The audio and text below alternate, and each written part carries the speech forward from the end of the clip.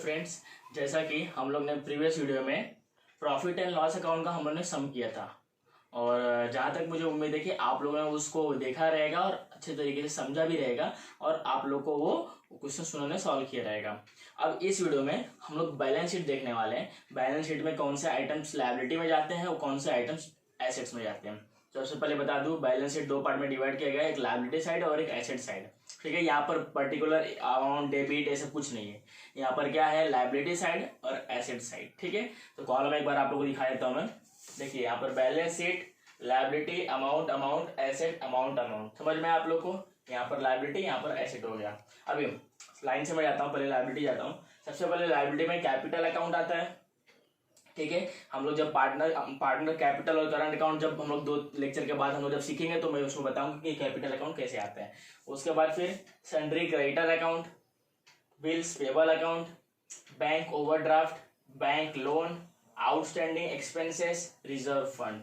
आप लोग को ध्यान रखना है कि ये जितने भी मैंने आइटम्स लायबिलिटी साइड में लिखे हैं ये आप लोग को बैलेंस शीट के लायबिलिटी साइड में आएगा।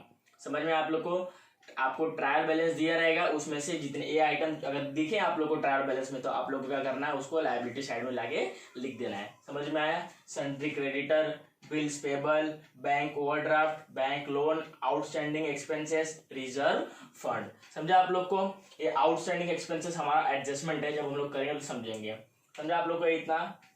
ये लायबिलिटी साइड में क्या क्या आता है। हम लोग अब एसेट साइड में आते हैं। तो एसेट साइड में देखें तो हम लोग सबसे पहले गुडविल दिया गया है। Goodwill, land and building, property, plant and machinery, furniture and fixtures, patents, trademarks, copyright, motor vehicle, investment, insurance claim, loose tools, sundry debtor, bills receivable, closing stock, cash in hand, prepaid expenses. ये देखिए closing stock जो हम लोग trading account के credit side में लिखे थे ना हम लोग, वही क्लोजिंग स्टॉक हमको यहाँ पर भी लिखना है। समझ में आया?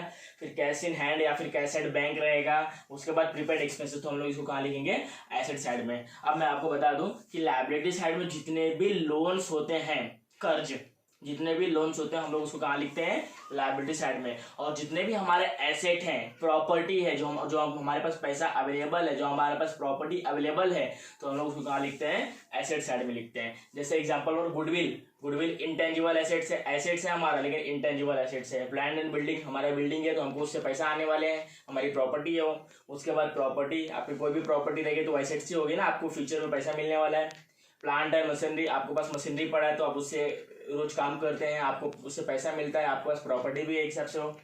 फर्नीचर है आपके पास, पैटेंट्स है, आपको पैटेंट्स है किस चीज़ का, तो पैटेंट्स उसको पैसा आपको मिलता है पैसा। ट्रेडमार्क्स, कॉपीराइट है आपके पास, मोटर व्हीकल है, फिर इन्वेस्टमेंट आप लोग करोगे तो आपको पैसा रिटर्न मिलता है आपको बाद में। फिर इंश्योरेंस क्लेम, आपने इंश्योरेंस करके रखेंगे तो कुछ भी प्रॉब्लम हुआ तो आपको तुरंत उसका क्लेम मिलता है।